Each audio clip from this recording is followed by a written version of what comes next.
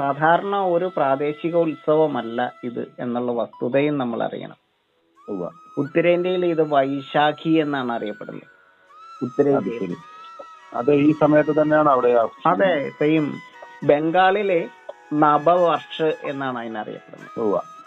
ആസാമിലൊക്കെ ബിഹു എന്നുള്ള രീതിയിലാണ് അത് അറിയപ്പെടുന്നത്. ആ. അപ്പൊ കേരളത്തിൽ വിഷു, ഉത്തരേന്ത്യയില് വൈശാഖി. ഇതെല്ലാം ഒരേ അർത്ഥമുള്ള പദങ്ങളാണ്. ഉവ്വ. ഇത് സൂര്യന് ചുറ്റുമുള്ള ഭൂമിയുടെ ദീർഘവൃത്താകൃതിയിലുള്ള ആ പരിക്രമണത്താൽ ആ. 2 പ്രാവശ്യം ഒരു വർഷത്തില് സൂര്യനും ഭൂമിയും വളരെ അടുത്തെത്തുന്ന അവസ്ഥ. സൂര്യനും ഭൂമിയും വളരെ അടുത്തെത്തുന്ന 2 പ്രാവശ്യം. ഇരുളും വെളിച്ചവും തുല്യമാകുന്ന, രാത്രിയും പകലും തുല്യമാകുന്ന അവസ്ഥ. ഈ ദീർഘവൃത്താകൃതിയിലുള്ള സൂര്യനെ പരിക്രമണം ചെയ്യുന്ന ഭൂമിയുടെ ആ പരിക്രമണ പഥത്തില് 2 സ്ഥലത്ത് 2 പ്രാവശ്യം സൂര്യനുമായി ഏറ്റവും അടുത്ത സമയമുണ്ട് അല്ലേ? അതെ, അതിലൊന്നാണ് വിഷു. അങ്ങനെയാണോ അദ്ദേഹം അതെ, പറഞ്ഞു വരുന്നത്? അതെ. അതിലൊന്നാണ് വിഷു. ഉവ്വ.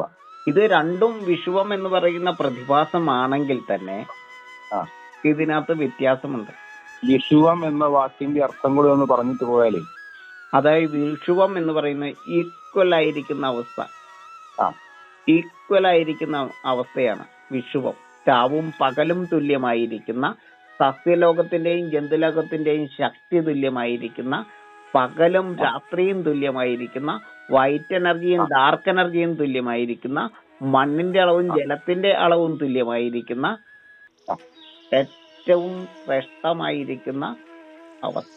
സസ്യലോകത്തിനൊപ്പം ജന്തുലോകത്തിന്റെ ശക്തി വർദ്ധിക്കുന്ന, ആ എല്ലാം ഈക്വൽ ആയിരിക്കുന്ന, തുല്യതയ്ക്ക് പര്യായ പദമായി നിൽക്കുന്നു.